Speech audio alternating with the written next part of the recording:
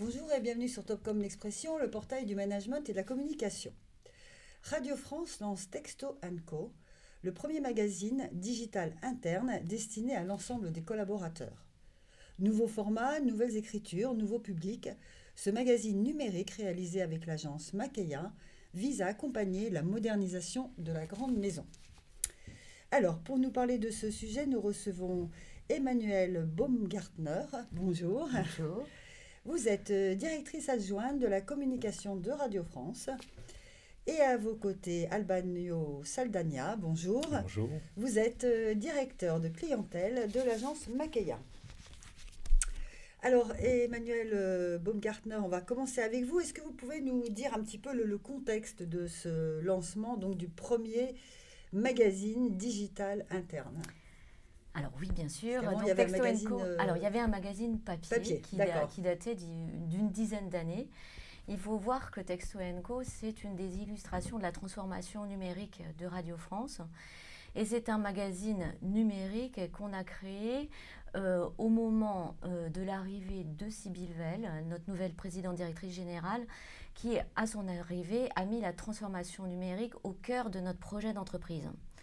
Donc Texto & Co, clairement, a pour vocation aussi d'être la vitrine de la modernisation, de l'adaptation aux nouveaux usages de Radio France, qui s'expriment à travers tous ces contenus qui ont vocation à rayonner non seulement à l'antenne, mais aussi sur tous les autres supports numériques.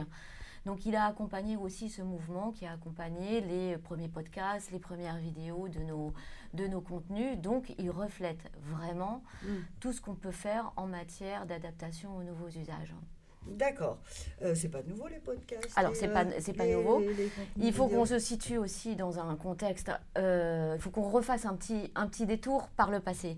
C'est-à-dire que Texto & Co avait donc un prédécesseur qui était Texto magazine papier, qui a commencé à s'essouffler au moment de l'arrivée des premiers podcasts, qui datent évidemment plutôt de 2017, premier podcast à Radio France 2017, première vidéo en ligne, la radio filmée. On s'est rendu compte qu'on avait des publics qui étaient à la fois, il faut qu'on parle aussi un petit peu de nos publics, qui étaient un peu très larges, très diversifiés, mais très exigeants, puisque Radio France, c'est 4500 collaborateurs en CDI, à peu près autant de producteurs, 1300 personnes en région, 900 journalistes, 4 formations musicales. Ce sont des publics qui sont à la fois très divers, mais très exigeants. Et c'est dire que l'exigence aussi en matière d'information, elle est très forte.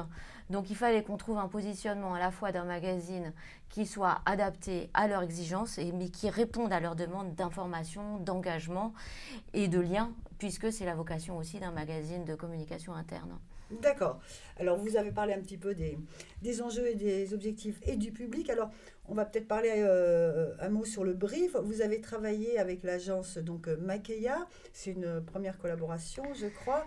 Alors, peut-être un mot sur le brief, parce que d'après ce que je comprends, donc la forme a changé, mais le fond aussi a changé. Enfin, oui, parce que en fait, le principe de Texto & Co, c'était un petit peu le brief initial, c'était le renouveau dans la modernité. Donc, on avait un magazine qui était installé et qui plaisait beaucoup, qui jouait son rôle de magazine fédérateur autour du projet, du projet d'entreprise et des grands projets stratégiques de la maison. Mais on avait un gros problème, c'est que ce magazine papier avait des contraintes d'édition qui étaient très lourdes, il n'était pas réactif et il n'avait pas toute la légèreté et toute l'agilité surtout, à la fois permise par notre métier de radiophonique et par les nouveaux usages, puisqu'on ne pouvait pas y intégrer de la vidéo, mettre en ligne nos contenus. Donc le brief de Makeya, ça a été: repartez d'une base, ne faites pas le grand soir dans le principe même de ce magazine, mais apportez-nous le plus qui va apporter la collaboration, la spontanéité, qui nous permettra d'être véritablement le miroir de nos contenus, des nouveaux formats d'écriture qu'on propose. Et donc, c'est ce qu'on a demandé à Makeya. On a lancé une consultation auprès de plusieurs agences. On avait aussi un impératif et un prérequis très important, c'est que ce Texto & Co s'inscrive dans le nouvel intranet collaboratif qu'on avait lancé un an auparavant, donc qui s'appelle d'ailleurs qui est notre intranet de notre maison, qui est un intranet dans lequel on a ouvert un certain nombre de communautés, de groupes, justement pour favoriser la transversalité. Donc c'était un petit peu les conditions qu'on a confiées et qu'on a posées à Makeya. Juste un mot sur le précédent, c'était un magazine, c'était un trimestriel. Donc effectivement, voilà. Pour la réactivité, c'était beaucoup plus compliqué. Et c'était un magazine de combien de pages environ? C'était un magazine de 12 pages qui était complété d'un hors-série de 4 pages sur notre programme de réhabilitation. D'accord. Voilà.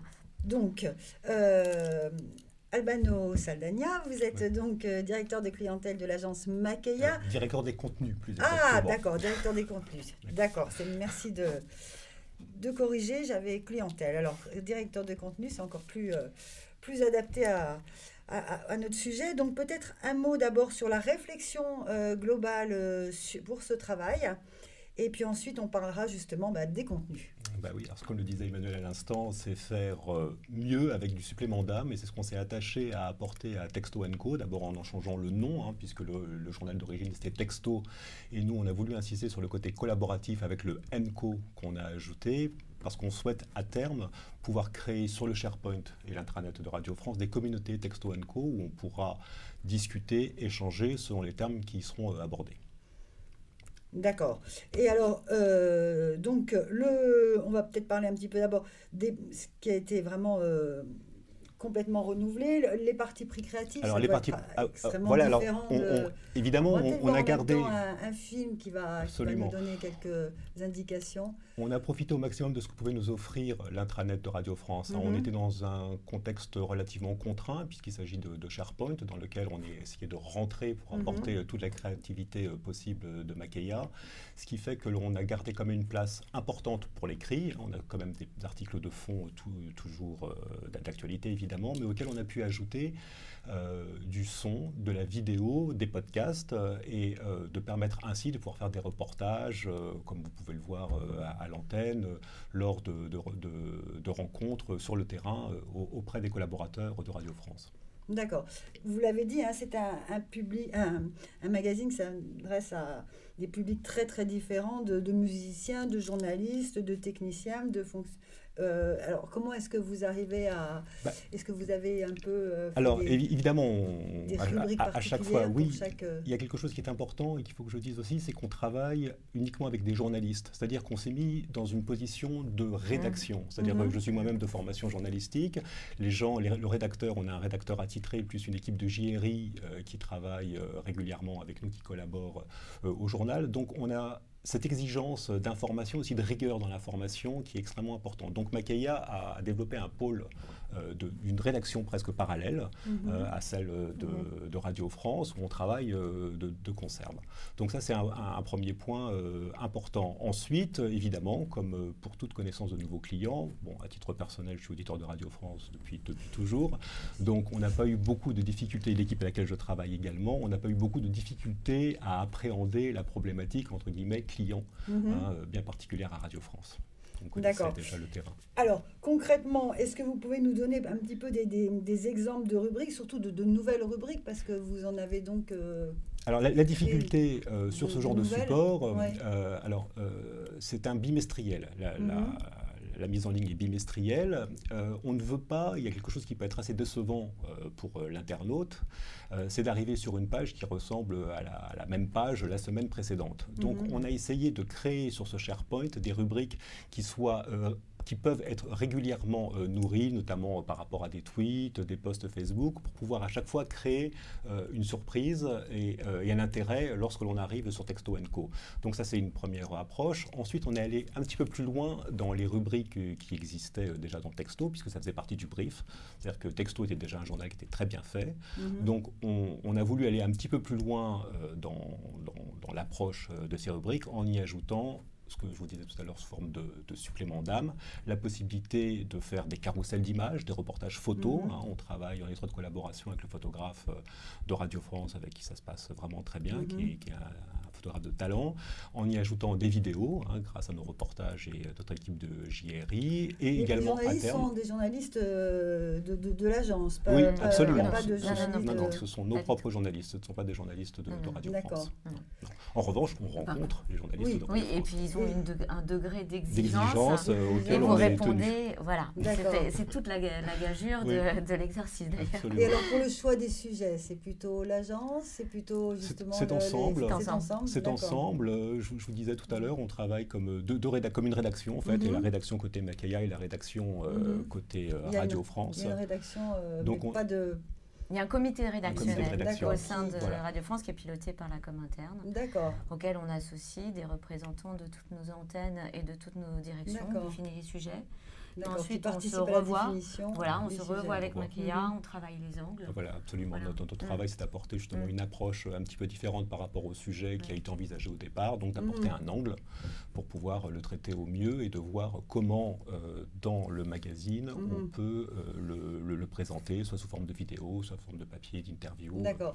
Est-ce que vous pouvez nous donner peut-être juste un exemple d'un papier qui n'aurait peut-être pas pu exister mis à part les vidéos évidemment, ou qui est nouveau, qui n'existait pas qui n'a pas pu exister dans le texto Alors, on a un fond qui existait dans le texto précédent, on leur a apporté des papiers qui ne pouvaient pas exister, ça peut être par exemple ces papiers de rafraîchissement régulièrement de Twitter, de posts Facebook, d'actualité.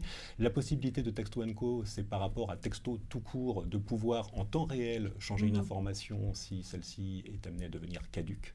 Donc ça, c'est quand même une souplesse énorme. Et puis, on a aussi des petits gimmicks que l'on ne pouvait pas avoir sur la version papier, notamment sur des portraits de collaborateurs où on joue avec le lecteur.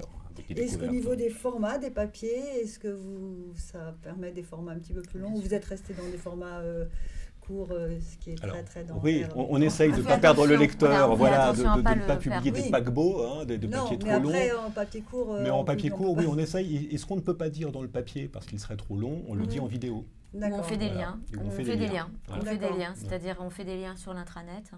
Donc en fait, on se met en circuit de boucle où un papier ne se finit jamais complètement en fait. Il y a une interactivité. Voilà, il y a une grosse interactivité, une forte interactivité. Ou avec d'autres contenus, avec des liens sur nos différents sites antennes, sur des concerts. On reste dans l'environnement Radio France, mais on apporte et on amène nos publics vers la découverte d'autres contenus proposés par la maison. Alors, c'est un magazine qui a été lancé il y a quand même quelques mois. Il y a un an, on va fêter les 1 an. Là. Voilà. On va fêter les 1 an, voilà. Alors, 1 an, c'est peut-être le moment de faire un petit bilan. Est-ce qu'au niveau, est-ce que vous l'avez plus lu? Est-ce que vous pensez apporter des modifications? Comment est-ce qu'il va évoluer? Ou est-ce que ça va rester comme ça? Alors écoutez, de notre côté, ça va. On est toujours apporteur des nouvelles. Jusqu'à présent, dans notre brief initial, nous avons proposé des podcasts pour Texto & Co. On ne l'a pas encore fait, mais j'aimerais bien qu'on puisse le faire très bientôt, si les sujets s'y prêtent. On continue de publier régulièrement des reportages vidéo ainsi que photos. Par exemple, la dernière une de ce magazine. Alors, les unes sont tournantes. D'accord. Mais là, en revanche, avec ce qui se passe dans l'actualité de Radio France, on se voit régulièrement pour voir absolument comment on peut angler les papiers et comment on peut apporter une information dont le public est demandeur chez Radio France. Voilà. Oui, sachant que là, Texto & Co, clairement, est l'un de nos outils pour expliquer et exprimer tout ce que va être le projet stratégique et sa mise en œuvre. Donc, c'est vrai que dans nos unes et dans les sujets qu'on va choisir, de plus en plus, là, on va sortir, le prochain numéro va sortir en juillet, justement. L'idée n'est pas de commenter l'actualité au jour le jour, mais de montrer à nos collaborateurs de faire des zooms sur certains points du projet stratégique que la présidente vient de présenter aux collaborateurs et d'expliquer, par exemple, un point sur l'information ou notre stratégie, d'illustrer concrètement les projets de stratégie musicale qu'on peut avoir. Est-ce que la présidente relit et éventuellement corrige certains papiers ou... Alors, parfois un petit peu faire de la communication dans une entreprise de médias, c'est toujours très particulier parce qu'il y a un principe d'indépendance et d'autonomie, d'ailleurs qu'on respecte avec tous nos journalistes et particulièrement et aussi avec l'agence. Donc on a un principe de comité de relecture entre nous. La présidente relit les papiers la concernant directement. Une interview, un sujet qui concerne le projet stratégique, évidemment, elle va le relire. Mais les autres sujets, elle nous laisse carte blanche. En réalité, on repose aussi sur le principe de la confiance. On a un principe d'autorelecture. On n'a jamais eu de censure jusqu'à présent. Et puis nos journalistes sont des journalistes. Voilà, ce ne sont pas des rédacteurs de com, ce sont de vrais journalistes qui posent aussi des questions qui parfois peuvent déranger. Mais d'accord.